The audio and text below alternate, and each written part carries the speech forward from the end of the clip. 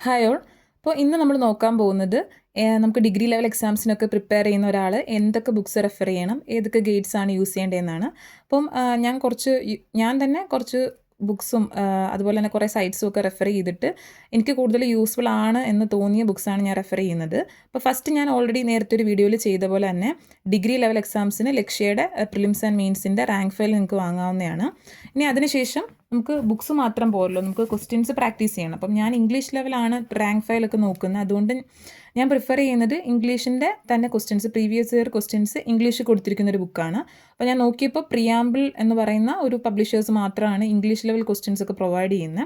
അപ്പോൾ അവരുടെ കണ്ടൻറ്റ് നോക്കിയപ്പോൾ എനിക്ക് ഇഷ്ടപ്പെട്ടു. കാരണം ജസ്റ്റ് ആ ഒരു ടോപ്പിക്സ് അല്ലെങ്കിൽ PYQs മാത്രമല്ല, നമുക്ക് അതിന് റിലേറ്റഡ് ആയിട്ടുള്ള ഫാക്ട്സും കൊടുത്തിട്ടുണ്ട്. പിന്നെ കണ്ടൻറ്റ്സ് അറേഞ്ച് ചെയ്തിരിക്കുന്ന ഓരോ ടോപ്പിക് വൈസ് ആണ് അറേഞ്ച് ചെയ്തിരിക്കുന്നത്. സബ്ജക്റ്റ് വൈസും ടോപ്പിക് വൈസും അറേഞ്ച് ചെയ്തിട്ടുണ്ട്. പിന്നെ അതുമായിട്ട് റിലേറ്റഡ് ആയിട്ടുള്ള ഇപ്പം കേരള ഹിസ്റ്ററി ആണെങ്കിൽ അതിന് ഓരോ ടോപ്പിക്സ് ഏതൊക്കെയാണ് ചോദിച്ചിരിക്കുന്ന ക്വസ്റ്റ്യൻസ്. പിന്നെ അതുപോലെ തന്നെ ക്വസ്റ്റ്യൻസ് ഡയറക്റ്റ് അതിൻ്റെ ആൻസേഴ്സ് തന്നിരിക്കുമല്ല, നമുക്ക് തന്നെ ജസ്റ്റ് ഇപ്പോൾ ഒരു ടോപ്പിക്ക് പഠിച്ചിട്ട് നമുക്ക് പ്രോബ്ലംസ് അല്ലെങ്കിൽ ക്വസ്റ്റ്യൻസ് പ്രാക്ടീസ് ചെയ്ത് നോക്കാം. അപ്പോൾ അതിനുശേഷം ആ ഒരു ടോപ്പിക്ക് ഫുള്ള് കംപ്ലീറ്റ് ചെയ്തിട്ട് അതിന് ലാസ്റ്റായിട്ട് അവർ ഓരോ ക്വസ്റ്റ്യൻസും അതിൻ്റെ ആൻസേഴ്സും കൊടുത്തിട്ടുണ്ട്. പിന്നെ അതുപോലെ തന്നെ നമ്മൾ ആ ഒരു ടോപ്പിക്ക് പഠിച്ചപ്പോൾ ആ ഒരു പോർഷൻ റെഫർ ചെയ്യേണ്ട ഒരു സ്റ്റാൻഡേർഡ് ടെക്സ്റ്റ് ബുക്കിൽ ഏത് ടോപ്പിക് അല്ലെങ്കിൽ ഏത് പോർഷനാണ് നമ്മൾ റെഫർ ചെയ്യേണ്ടതെന്ന് കൊടുത്തിട്ടുണ്ട്. അങ്ങനെ എല്ലാ എക്സ്പ്ലനേഷനും കൊടുത്തിട്ടുണ്ട്. അപ്പോൾ നമ്മളൊരു ക്വസ്റ്റ്യൻ പഠിക്കുമ്പോൾ ക്വസ്റ്റ്യൻ മാത്രമല്ല, റിലേറ്റഡ് ഫാക്ട്സ് ഇതിൽ നന്നായി കൊടുത്തിട്ടുണ്ട്. അപ്പോൾ അതുപോലെ ഇനിയിപ്പോൾ ജോഗ്രഫി എടുക്കുകയാണെങ്കിൽ ജോഗ്രഫിയുടെ പോർഷൻസിലും അത് ഓരോ ക്വസ്റ്റ്യൻസ് വന്നിട്ടുണ്ട്. നമുക്ക് തന്നെ പ്രാക്ടീസ് ചെയ്ത് നോക്കാം. അതിനുശേഷം നമുക്ക് ലാസ്റ്റ് അതിൻ്റെ ഫുൾ എക്സ്പ്ലനേഷനും കൊടുത്തിട്ടുണ്ട്. അപ്പോൾ ഇത് ഉപകരിക്കുന്നതെന്ന് വെച്ചാൽ റിവിഷൻ്റെ ടൈമിലൊക്കെ നല്ല ഹെൽപ്ഫുൾ ആയിരിക്കും. കാരണം നമുക്ക് ഒരു ടോപ്പിക്ക് ഫുള്ള് PYQ ക്വസ്റ്റ്യൻസ് ഏതൊക്കെയാണ്, എവിടെ നിന്നൊക്കെയാണ് വന്നിരിക്കുന്നത്, പിന്നെ ജസ്റ്റ് റിലേറ്റഡ് ഫാക്ട്സ്, ഇതൊക്കെ നമുക്ക് റിവിഷൻ്റെ സമയത്ത് നല്ല ഉപകാരപ്പെടും. ഇനി അതുപോലെ തന്നെ ഇതിപ്പം ഫസ്റ്റ് എഡിഷൻ ഇവർ ഇറക്കിയത് 2021 തൊട്ട് 2024 വരെയുള്ള പ്രീവിയസ് ഇയർ ക്വസ്റ്റ്യൻസും റിലേറ്റഡ് ഫാക്ട്സും ആയിരുന്നു. അപ്പോൾ അതിൽ ഇംഗ്ലീഷ്, മാത്സ് എല്ലാം ഉൾപ്പെടുത്തിയിട്ടുണ്ട്. അപ്പം ഇംഗ്ലീഷിൻ്റെ ആണെങ്കിലും ജസ്റ്റ് ആൻസേഴ്സ് മാത്രമല്ല, അതിൻ്റെ റിലേറ്റഡ് ഫാക്ട്സ് കൊടുത്തിട്ടുണ്ട്. അതുപോലെ തന്നെ മലയാളമാണെങ്കിലും അതിൻ്റെ ഓരോന്നിൻ്റെ റിലേറ്റഡ് ഫാക്ട്സും കണ്ടൻസും എല്ലാം കൊടുത്തിട്ടുണ്ട്. അതാണ് ഈ ബുക്കിൻ്റെ ഒരു സ്പെഷ്യാലിറ്റി എന്ന് പറയുന്നത്.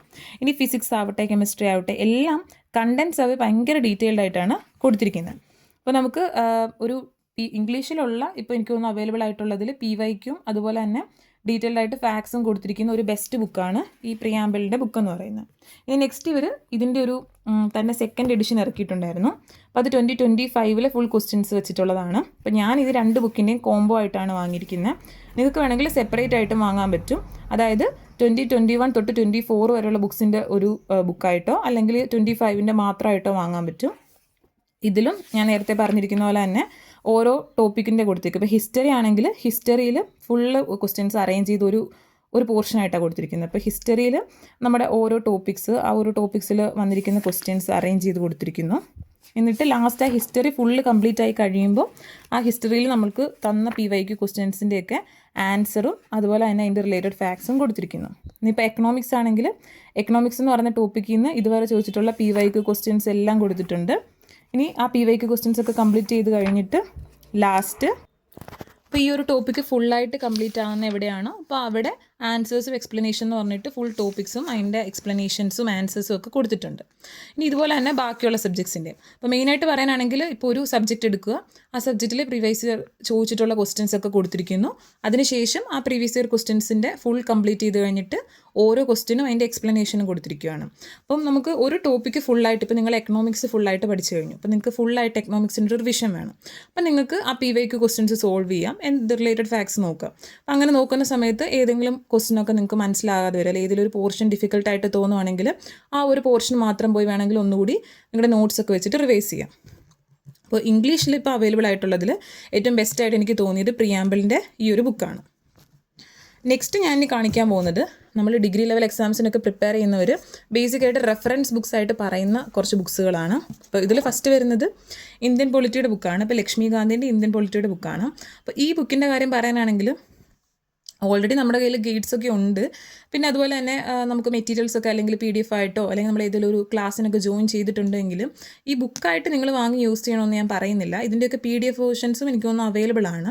അപ്പോൾ നമുക്കിപ്പോൾ ഏതെങ്കിലും ഒരു ടോപ്പിക്കൊക്കെ പഠിക്കുമ്പോൾ ആ ടോപ്പിക്കിനെ കുറിച്ച് കുറച്ചുകൂടി നന്നായിട്ട് മനസ്സിലാക്കണം എന്നൊക്കെ തോന്നുവാണെങ്കിൽ, ഇപ്പോൾ ഡിഗ്രി ലെവലിൻ്റെ കാര്യത്തിലാണ് ഞാൻ പറയുന്നത്, അങ്ങനെയാണെങ്കിൽ നിങ്ങൾക്ക് ഈ ബുക്സ് പോയി റെഫർ ചെയ്യാൻ പറ്റും. അപ്പോൾ നിങ്ങൾക്കിപ്പം ഏതെങ്കിലും ഒരു പർട്ടിക്കുലർ സബ്ജക്റ്റ് പഠിക്കുവാണ്, അപ്പോൾ ഒരു ടോപ്പിക്ക് പഠിക്കുമ്പോൾ എനിക്ക് പോളിറ്റിയുടെ ഭാഗത്ത് നിന്ന് ഏതെങ്കിലും ഒരു ടോപ്പിക്ക് പഠിക്കുമ്പോൾ, ഇപ്പോൾ ഒരു എക്സാമ്പിൾ പറയാനാണെങ്കിൽ നമുക്ക് ഈ കോൺസ്റ്റിറ്റ്യൂഷൻ്റെ എന്തെങ്കിലും ഒരു കാര്യം, ഇപ്പോൾ നാഷണൽ ഡിസാസ്റ്റർ മാനേജ്മെൻറ്റ് അതോറിറ്റിനെ കുറിച്ച് പഠിക്കണമെന്ന് വിചാരിക്കുക. അപ്പോൾ നിങ്ങളത് പഠിക്കുന്ന സമയത്ത് നിങ്ങൾക്ക് കുറച്ച് ഡീറ്റെയിൽഡ് ആയിട്ട് അതിനെക്കുറിച്ചിട്ടൊരു അറിവ് വേണമെന്ന് തോന്നുവാണെങ്കിൽ നിങ്ങൾക്ക് ആ ഒരു പോർഷൻ ജസ്റ്റ് പോയി ഒന്ന് വായിക്കാം. അപ്പോൾ കുറേ ഡീറ്റെയിൽഡ് ആയിട്ടാണ് ഇതിൽ ടോപ്പിക്സ് ഒക്കെ അറേഞ്ച് ചെയ്തിരിക്കുന്നത്. അപ്പോൾ ഇത് വായിച്ച് ഇതിൽ നിന്ന് പോയിൻറ്റ്സ് മനസ്സിലാക്കുന്നത് UPSC ലെവലിലൊക്കെ ആവശ്യമാണ്. പക്ഷേ ഡിഗ്രി ലെവൽ എക്സാംസിന് റെഫറൻസ് ബുക്കായിട്ട് പറയുമെങ്കിലും ഓൾറെഡി നമ്മുടെ കയ്യിൽ ഗൈഡും അതുപോലുള്ള മെറ്റീരിയൽസൊക്കെ ഉണ്ടെങ്കിൽ പിന്നെ നമ്മളിത് റെഫർ ചെയ്യേണ്ട ആവശ്യമില്ല. എങ്കിലും നമുക്ക് ഏതെങ്കിലും ഒരു പർട്ടിക്കുലർ ടോപ്പിക്കിൽ കുറച്ചുകൂടി ഒന്ന് വായിക്കണം എന്നൊക്കെ തോന്നുവാണെങ്കിൽ ജസ്റ്റ് ആ ഒരു പർട്ടിക്കുലർ ടോപ്പിക്ക് മാത്രം വന്ന് നമുക്ക് വായിച്ചു നോക്കാം. അപ്പോൾ ഇതാണ് ഇന്ത്യൻ പൊളിറ്റിയുടെ ഒരു ബേസിക് ഐഡിയ എന്ന് പറയുന്നത്. ഇനി അതിനുശേഷം എല്ലാവരും പറയുന്ന പോലെ തന്നെ കേരള ചരിത്രം, ശ്രീധര മേനോൻ്റെ കേരള ചരിത്രം എന്ന് പറയുന്ന ബുക്കാണ്. അപ്പം ഈ ബുക്കെന്ന് പറയുന്നത് നമ്മുടെ ലേറ്റസ്റ്റ് ആയിട്ടുള്ള എഡിഷനാണ് ഞാൻ വാങ്ങിയിരിക്കുന്നത്. അപ്പോൾ ഞാൻ ഈ ബുക്കൊക്കെ ലൈക്ക് സെക്കൻഡ് ഹാൻഡ് ബുക്കാണ് വാങ്ങിച്ചിരിക്കുന്നത്. അപ്പം ഒരു ബേസിക്കായിട്ട് നമുക്ക് റെഫറൊക്കെ ചെയ്യാൻ പറ്റിയ ബുക്കുകളാണ്. അപ്പം കേരള ചരിത്രത്തിൻ്റെ നോക്കുവാണെങ്കിൽ അതും നല്ല ഡീറ്റെയിൽഡ് ആയിട്ട് ഓരോ കാര്യത്തെക്കുറിച്ച് കൊടുത്തിട്ടുണ്ട്. അപ്പോൾ നിങ്ങളിപ്പം UPSC ലെവൽ പഠിക്കുവാണെങ്കിൽ, അല്ല UPSC അല്ലെങ്കിൽ KS ലെവലൊക്കെ പഠിക്കുവാണെങ്കിൽ നിങ്ങൾക്ക് ഈ ഒരു റെഫറൻസ് ബുക്ക് കൂടുതൽ യൂസ്ഫുൾ ആകും. അല്ലാതെ ഉള്ള ഡിഗ്രി ലെവൽ എക്സാംസിന് നിങ്ങൾ ഇത്രയൊക്കെ വായിച്ച് മനസ്സിലാക്കി വരേണ്ട ആവശ്യമുണ്ടെന്ന് എനിക്ക് തോന്നുന്നില്ല. എൻ്റെ പേഴ്സണൽ അഭിപ്രായമാണ്. നിങ്ങൾക്ക് സമയമുള്ളതനുസരിച്ചിട്ട് പ്രിപ്പറേഷൻ മാറ്റുക. അപ്പോൾ ഒത്തിരി സമയമുള്ള ഒരാളാണെങ്കിൽ, ഇപ്പം ഒരു 1-2 ഇയർ ഇതിന് വേണ്ടി ഡെഡിക്കേറ്റ് ചെയ്യുന്ന ആളാണെങ്കിൽ നിങ്ങൾക്ക് ഈ ഒരു ബുക്കൊക്കെ വായിച്ച് അത്യാവശ്യം കുറച്ചുകൂടിയൊക്കെ നല്ലതായിട്ട് പോകാം.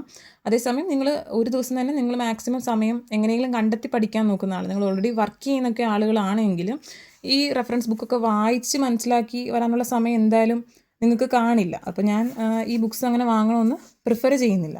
ഇതുപോലെ തന്നെ ഇന്ത്യൻ എക്കണോമിയുടെ ഒരു ബുക്കുണ്ട്. ഇന്ത്യൻ എക്കണോമിയുടെ ഈ ബുക്കും നമ്മൾ നോർമലി ഈ ഡിഗ്രി ലെവൽ എക്സാംസ്, അത് മെയിനായിട്ട് KSനൊക്കെയാണ് നമ്മൾ റെഫറൻസ് ബുക്കായിട്ട് പറയുന്നത്. അപ്പം എനിക്ക് ഒരു ബേസിക് ആയിട്ടൊരു കാര്യം പറയാനാണെങ്കിൽ, നമ്മൾ പഠിക്കുമ്പോൾ നമ്മൾ മാക്സിമം റിസോഴ്സസ് ചുരുക്കി പഠിക്കുന്നതായിരിക്കും നല്ലത്.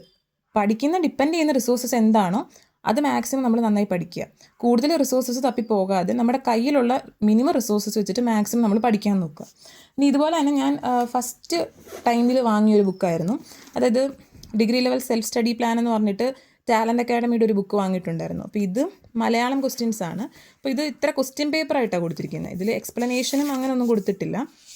നമുക്ക് ഓരോ പ്ലാൻ പോലെ ഇപ്പോൾ ഒരു ഡേ 1 ഈ ഒരു ക്വസ്റ്റ്യൻ പേപ്പർ സോൾവ് ചെയ്യാം. ഈ ക്വസ്റ്റ്യൻ പേപ്പർ സോൾവ് ചെയ്യുമ്പോൾ ഇത്ര ടോപ്പിക്സൊക്കെ കവർ ചെയ്യുന്നുണ്ട്. അപ്പം ഈ അടുത്തത് ഈ രണ്ടാമത്തെ ദിവസം ഇത്രയും ക്വസ്റ്റ്യൻസ് നമുക്ക് ഈ 2 ക്വസ്റ്റ്യൻ പേപ്പർ സോൾവ് ചെയ്യുമ്പോൾ ഈ ടോപ്പിക്സൊക്കെ കവർ ചെയ്യുന്നുണ്ട്. അങ്ങനെ ഓരോ ക്വസ്റ്റ്യൻ പേപ്പർ സോൾവ് ചെയ്ത് പ്രാക്ടീസ് ചെയ്യണമെങ്കിൽ ഈ ഒരു ബുക്ക് നിങ്ങൾക്ക് വാങ്ങിക്കാവുന്നതാണ്. അപ്പം ഇതിൽ മെയിനായിട്ട് കൊടുത്തിരിക്കുന്ന നമ്മൾ തന്നെ ഒരു ദിവസം ഈ ഒരു ക്വസ്റ്റ്യൻ പേപ്പർ സോൾവ് ചെയ്യുക.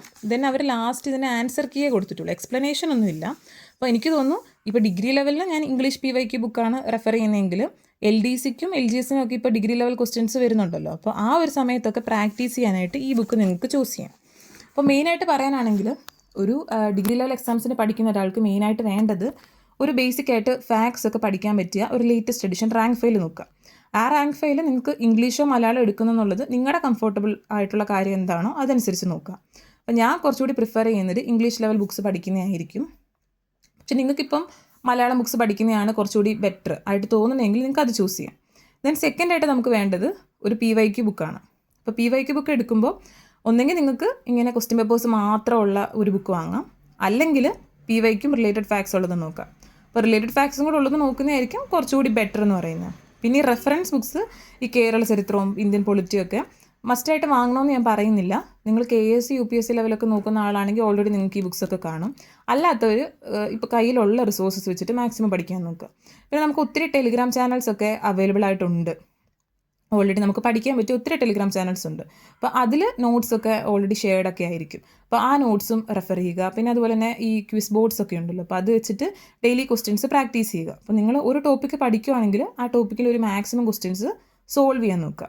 അപ്പം ഇത്രയൊക്കെയാണ് നമുക്ക് ഡിഗ്രി ലെവലിൽ നോക്കേണ്ട കാര്യങ്ങൾ. അപ്പം നിങ്ങൾക്ക് ചാനൽ ഉപകാരപ്പെടുന്നുണ്ടെന്ന് തോന്നുവാണെങ്കിൽ ജസ്റ്റ് ഒന്ന് സബ്സ്ക്രൈബ് ചെയ്യുക. താങ്ക്